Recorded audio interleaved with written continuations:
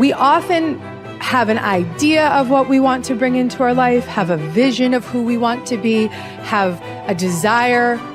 But the biggest thing that's blocking us from stepping into that truth is the belief.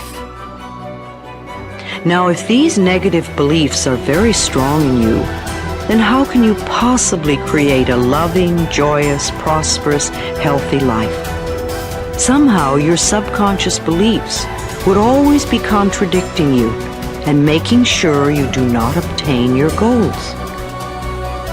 I find that resentment, criticism, guilt, and fear cause more problems in our bodies and in our experiences than anything else.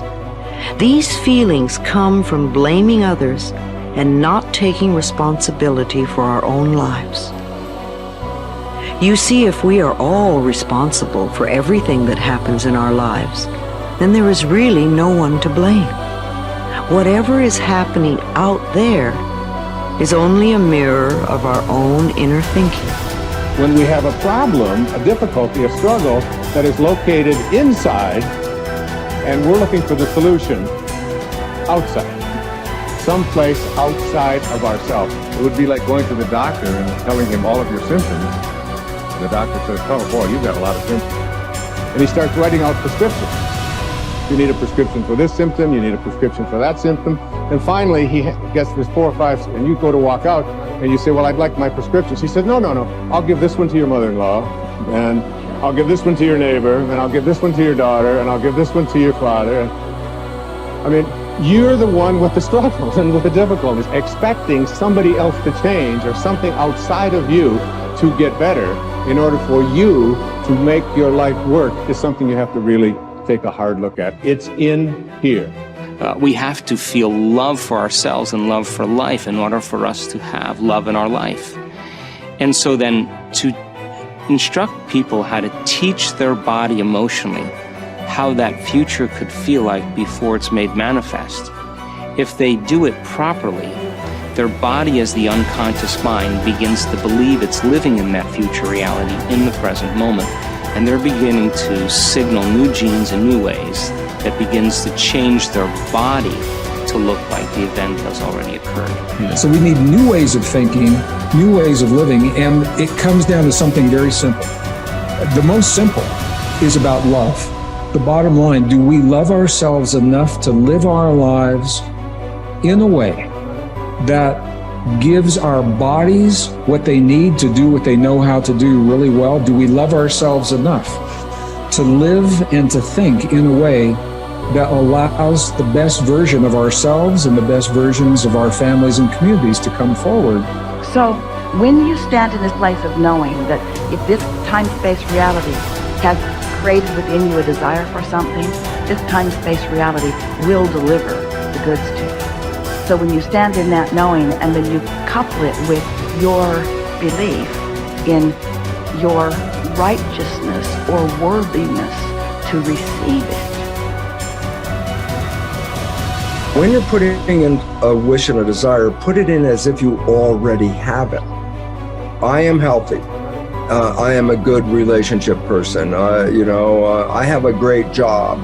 What's that? I say, it's like I already have it. And yet most people don't have it. So they'll say, I want a great job. I want a great relationship. I want to be healthy. And I go, make a recording of those words. We just said that. I want to be healthy. Today, right now, Tuesday, we're going to make a recording. I say, now come back in 1 year and let's push the button on that recording. And we come back a year later and it says, I want to be healthy. I go, it's a whole year and you still want to be healthy? Still don't have it, right? You didn't say I am healthy. All you're emphasizing, I have a desire to be healthy. I want to be healthy. I have a desire to be healthy. And I go, you can have that desire the rest of your life. You're not going to get healthy. You want to be healthy, you say, I am healthy. But then you look and say, yeah, but in reality, I'm sick. And I go, no. The function of the mind is to take the program and turn it into reality. So if I am sick, but I put a program in, I am healthy, the mind looks, like, well, wait a second, the program is I am healthy, but the body is not healthy, so what's the function of the mind? Create health in the body. It doesn't change the program, it changes the body. And so the idea is this, every time we put a program in, it has to be as if you already have it, in spite of the fact you could be dying of cancer. I go, I am healthy.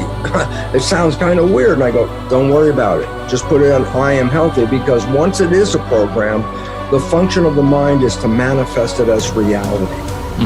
That's the part.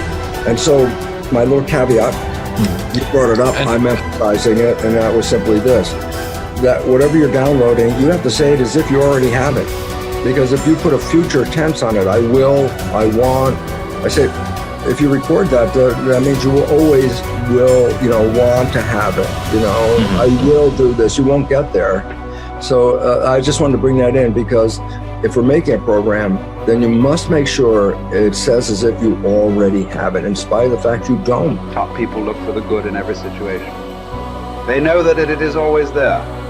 No matter how many reversals and setbacks they experience, they expect to get something good out of everything that happens to them. They believe that every setback is part of a great plan that is moving them inexorably toward achieving the great success that is inevitable for them. If your beliefs are positive enough, you will seek the valuable lesson in every setback or difficulty. You will confidently believe that there are many things that you have to learn on the road to achieving and keeping your ultimate success. You therefore look upon every problem as a learning experience. Napoleon Hill wrote, "Within every difficulty or obstacle, there is the seed of an equal or greater advantage or benefit." With this kind of an attitude, you benefit from everything that happens to you, positive or negative, as you move upward and onward toward achieving your major definite purpose. There is a law of reversibility in psychology and metaphysics that says you are more likely to act yourself into feeling a particular way than you are to feel yourself into acting. What this means is that when you start off, you may not feel like the great success that you desire to be. You will not have the self-confidence that comes from a record of successful achievement. You will often doubt your own abilities and fear failure. You will feel that you are not good enough, at least not yet. But if you act as if you were already the person you desire to be, with the qualities and talents that you desire to have, your actions will generate the feelings that go with them. You will actually act yourself into feeling the way you want to feel by the law of reversibility. If you want to be one of the top people in your business, dress like the top people, groom like the top people, organize your work habits the way they do. Pick the most successful people in your field and use them as your role model. If possible, go to them and ask them for advice on how to get ahead more rapidly. And whatever advice they give you, follow it immediately. Take action. When you start to walk, talk, dress, and behave like the top people, you soon begin to feel like the top people. You will treat other people like the top people do. You will work the way the top people work. You will start to get the results that the top people get. In no time at all, you will be one of the top people yourself.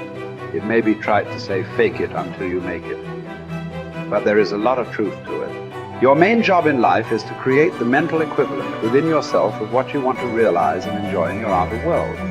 Your focus must be on creating the beliefs within yourself that are consistent with great success you want to be in your outer world. You achieve this by challenging your self-limiting beliefs, rejecting them, and then acting as if they did not exist.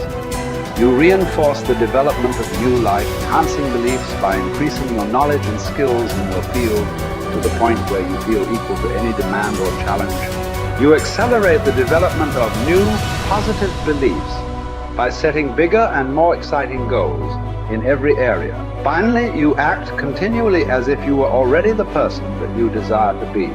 Your aim is to reprogram your subconscious mind for success by creating the mental equivalent in everything you do or say. Momentum develops the mindset. Momentum conditions the mind to confidence. Like just moving forward every day, even a small thing. If you just said, every day I'm gonna do 3 things to move my life forward, and you just did those 3 things every single day. Today I'm gonna do these 3 things to move my life forward. It could be sending an email, calling somebody, having that prospect meeting. It could be as simple as like, oh, okay, I'm gonna work towards this goal. I'm gonna finish this presentation. I'm gonna create this thing. Whatever it is for you, like do that thing. Maybe it's like, oh, today I'm gonna work out today. Great, you worked out. Your mind goes, I said I was gonna work out, I worked out. I developed a little more confidence because you were congruent with your intentions. See, action is what makes us congruent with our intentions, right? That old thing you've heard me say, if you've been studying my work for a long time, intention without initiative is just sorry hopes. It really is. Intention without initiative is just sorry hope. You have to apply yourself again. And I know you already know this. Listen, a lot of people watching this, you're already a confident person. Okay, what's the next level of action that will raise you up to the next level of success? What's the next level of action and bold decision making that will change your life? I know you might already be a confident person, so what's your next level of action? Well, Brendon, I already feel confident going up and talking to a person. Great, now go up and talk to 4 people. Good job. Okay, well, Brendon, I already feel good, trying to put out this message. Great, do it again, be more vulnerable. Oh, Brendon, I already feel good, I started the business and I built to this. Great, double the business, let's see you do it. So when you challenge yourself to take actions that are a little bit outside your pay grade, a little bit outside your comfort zone, and you actually follow through, congruence comes in and you go, I set that intention, it was hard, I took the challenge, and I made it happen. That's it. That's really, truly it.